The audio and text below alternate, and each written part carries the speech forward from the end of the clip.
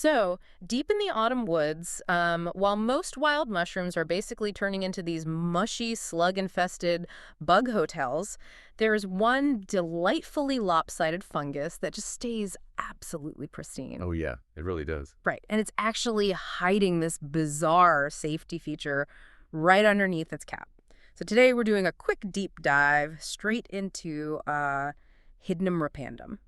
Yeah, and you usually spot it by that lopsidedness first. I Yeah. mean, it has this very pale, kind of chunky, irregular shape, which actually earned it the French nickname pied de mouton. Pied de mouton. Wait, what does that translate to? Oh, sheep's foot. Sheep's foot. Okay, I can see that. Yeah, it really does look like a pale little hoof, just sort of stomping up through the leaf litter. But the real magic, or I guess the real safety feature, happens when you flip that hoof over, right? Because Hmm. you expect to see, traditional gills or maybe a spongy layer of pores. Right, exactly. But with the sheep's foot, you get hundreds of these short, vertically hanging spines. Which looks so alien. And that gives it its other common name, the hedgehog mushroom. Yes, and those spines, they are the foundation of what foragers call the golden hedgehog rule. Right, which essentially acts as a built-in barcode for safety. That's a perfect way to put it, yeah. I mean, if you flimp that pale peachy cap over and it doesn't have hanging spines underneath, you just put it right back down. Do not put it in your basket. Exactly, Right. because relying just on cap color gets people into serious trouble. Like you might mistake it for the deadly web cap. Oh, wow. Yeah, the name alone says enough. Right. And that one shares a very similar orange-brown top, but it has true gills. So if it has gills, it is absolutely not a hedgehog mushroom, period. Yeah. The spines are your undeniable green light. Okay, but I do want to push back on something here because this caught my eye in the sources. If I'm foraging and I find a mushroom that literally no bug, slug, or worm will touch. Oh, I know where you're going with this. Right. Like, isn't that a giant red flag? If the whole forest refuses to eat it, why should we? It feels completely counterintuitive, I know. But there's no toxic chemical deterrent at play that's keeping the bugs away. It actually just comes down to architecture.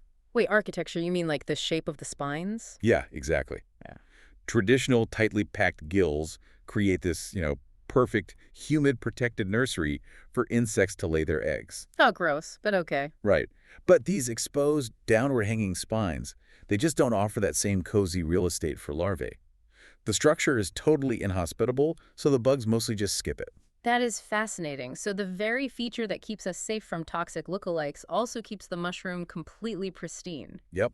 Because it lacks gills, you aren't spending, like, an hour at the kitchen sink evicting slugs from your harvest. Which is a huge win. But, okay, I look at this dense, chunky sheep's foot, and I assume it's going to cook down like a really tough, rubbery piece of meat. I mean, it just looks heavy. You'd think so, but it's actually incredibly delicate in flavor. Mm. In culinary circles, it's frequently compared to the golden chanterelle. Oh, really? Chanterelles are fantastic. They are.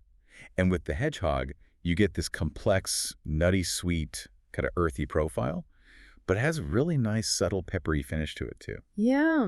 And because it holds far less moisture than most wild fungi, it gives you a firm, satisfying crunch rather than just, turn it slimy in the pan. Okay, but I'm still thinking about those hundreds of little hanging spines, though. If I'm making, let's say, a smooth cream sauce, aren't those going to snap off and make the whole dish weirdly grainy? Oh, they absolutely will. Ah, I knew it. Yeah, as the mushroom matures, those spines get really brittle, they shed during cooking, and they can even introduce a bit of age-related bitterness to the dish. So how do you avoid that?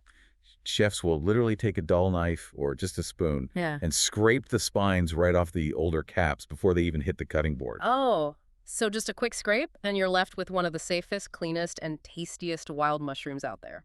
Exactly. But before we wrap up, there's one final layer to this that I think you'll love. Lay it on me.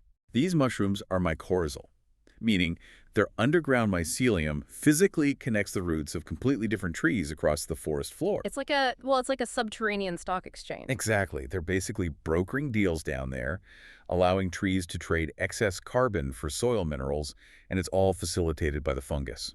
That is wild. So the next time you spot a quirky little sheep's foot stomping through the autumn leaves, just consider what invisible ancient transactions it might be negotiating right beneath your feet at that very moment.